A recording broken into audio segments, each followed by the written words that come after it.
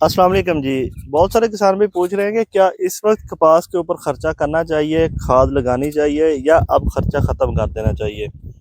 तो देखें, ऐसे हमारे जितने भी काश्तकार भाई हैं जिनकी कपास अभी चल रही है, मतलब कि ऊपर सफ़ेद फूल नज़र नहीं आ रहे और कपास देखने में कच्ची मालूम होती है। जैसे हमारे आम कपास के काश्तकार को पता है कि कच्ची कपास हम किसे कहते हैं।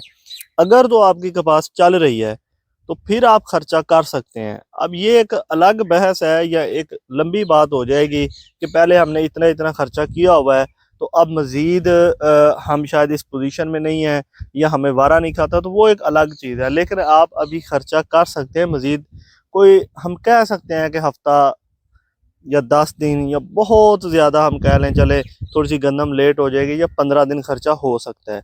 बाकी दूसरे ऐसे काश्तकार हैं जिनकी कपास इस वक्त बिल्कुल रुक चुकी है, ऊपर सफ़ेद फूल नज़र आ रहे हैं और कपास बिल्कुल उनकी सख्त नज़र आ रही है, और वो सोके की वजह से भी हो सकती है या किसी भी और पेस्ट की वजह से हो सकती है, वायरस की वजह से हो सकती है। तो अब उन काश्तकारों को मेरा ये मशवरा है कि अब शायद उनका खर्चा करने का या मज़ीद खर्चा करने का जो वक़्त है वो ख़त्म हो चुका है।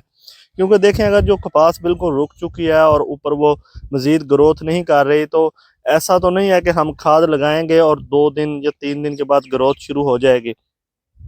अगर वायरस नहीं है, कपास सेहतमंद हो, तो भी खाद लगाने के कोई हफ्ता 10 दिन कपास ले जाती है नए पत्ते निकालने की तरफ जाने के लिए। तो उनका तो टाइम अब तकरीबन ख़त्म हो गया है। जैसे ही अगस्त ख़त्म तो टाइम ख़त्म। बाकी जिनकी कपास अभी नरम है, कपास ठीक है, कपास चल रही है, वो खर्चा कर सकते हैं क्योंकि ऊपर अभी फूल और गुड़ियाँ बहुत सारी मौजूद है जिन्होंने के बाद में टींडा बनना है और उसी टींडे से ही हमारी पैदावार पूरी होनी है, क्योंकि इस दफ़ा शुरू में बहुत ज़्यादा मसले मसाइल रहे हैं। अल्लाह हाफिज़।